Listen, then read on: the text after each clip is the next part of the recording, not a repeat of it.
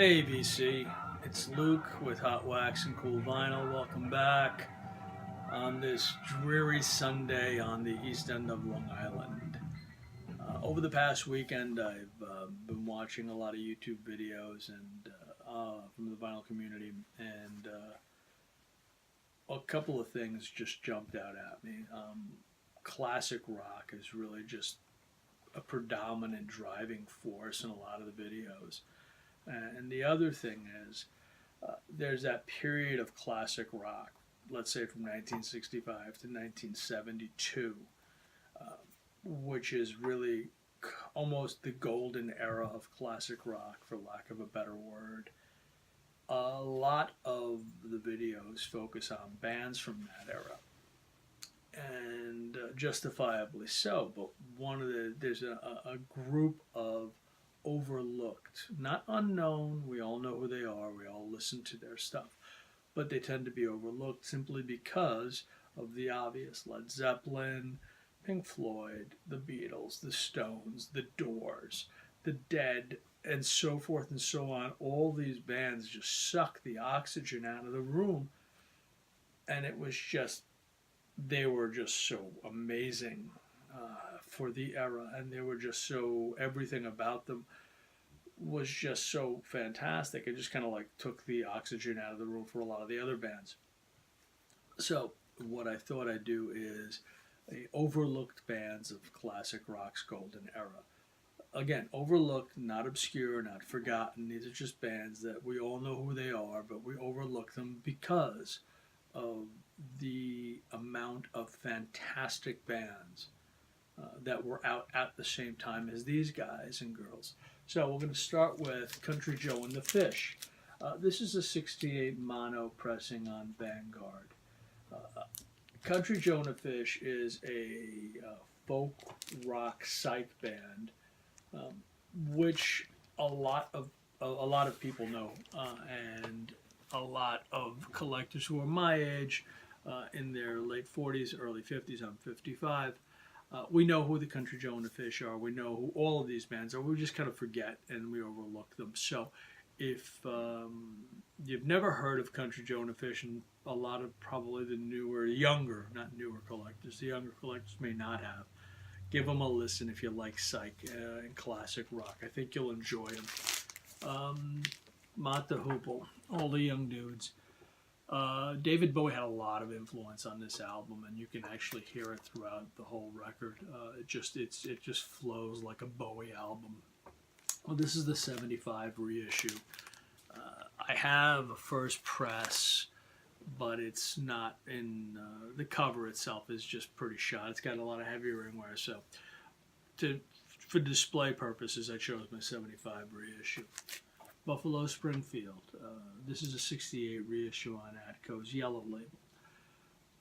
A great band, great sound. Again, very psych. You got Neil Young, you got Stephen Stills, and Buffalo Springfield. So if you're a newer or younger record collector who may not be really familiar with Buffalo Springfield, you have some really big time names who played in that band, who wrote for them, and it's worth a listen. And they've got quite a few albums. You'd be surprised at how big their catalog actually is. The Yardbirds. This is a rave up with the Yardbirds. This is a mono pressing of the Yardbirds, and this is the misprint version. On this particular one, on tracks, I believe it's tracks A3 and B3. There is miscredited, not for a couple of the albums. So again, really fantastic band, great sound.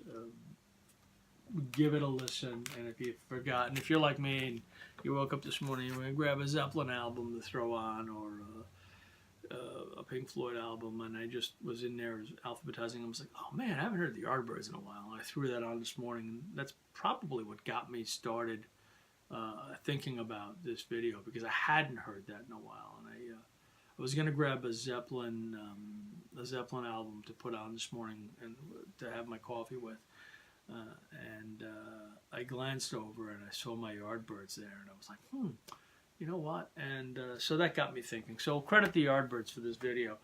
If you don't like it, we're going to blame the Yardbirds for this video. Traffic, Mr. Fantasy.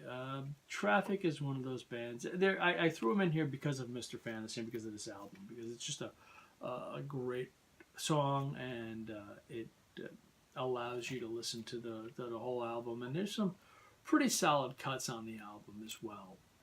Again, a great psych 60s band.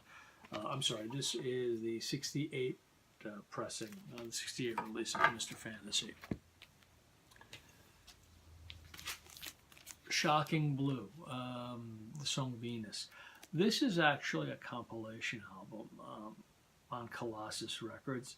It's a fantastic record, a fantastic compilation album of their stuff. It's got a little bit of ringware, but this is the 70s compilation. Besides Venus, there was a lot of other great cuts that this band did. And if I'm not mistaken, I know they're European, but I can't remember if they're Dutch or if they're German. I believe they're Dutch. If I'm incorrect, please correct me. Just leave me a comment saying, hey, Luke, no, they're not Dutch. They are, whatever. Next up, The Byrds. This is a live copy of Byrds, self-titled. It's a great little 1970s reissue. Again, it's got all their great stuff on it. 8 Miles High, etc. Another fantastic band, and they get honorable mention in Don McLean's American Pie too. So give it a listen.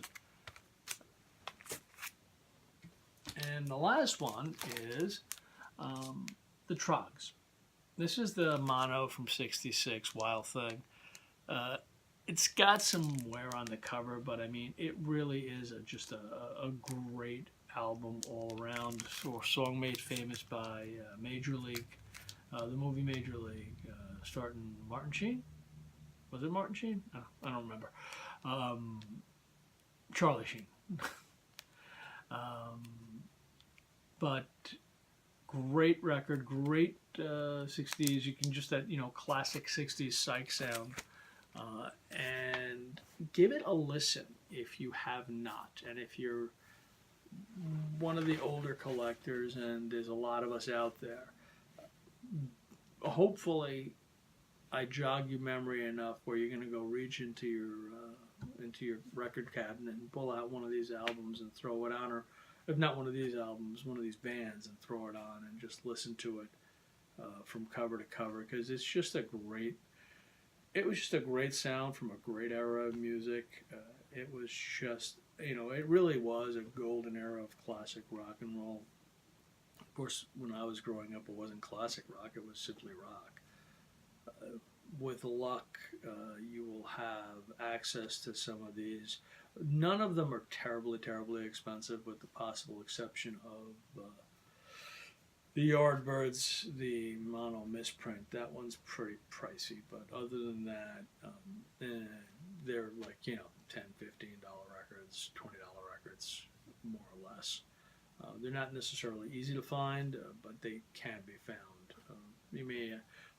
Very hard to find in the wild, easy enough to find on eBay or Discogs, or any other venue. I mean, there's a bunch of Facebook groups out there that actually I've come to rely on to buy some of my stuff on, because it's just a little faster and easier than on eBay and Discogs. My only complaint with Discogs is I can't actually see the record that I'm buying without emails and back and forth, and so sometimes some of the Facebook groups are just a little easier to do and easier to find.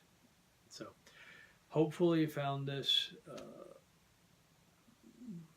I'm not going to say entertaining, because again, that's a little presumptuous. Hopefully you found this video memory jarring, and it's shaking your memory and making you go back to your record collection and grab one of these records that you probably, if you're like me, you haven't heard in months, if not years. and throw it on your turntable and listen to it, because it's just a great listen from a great era in music. So until next time, guys, have a super week. Thank you again. Please don't forget to subscribe and leave me a comment if you agree or disagree with anything I said. Preferably if you agree, but if you disagree, that's more than fine as well. Have a great week, everybody. Talk to you soon.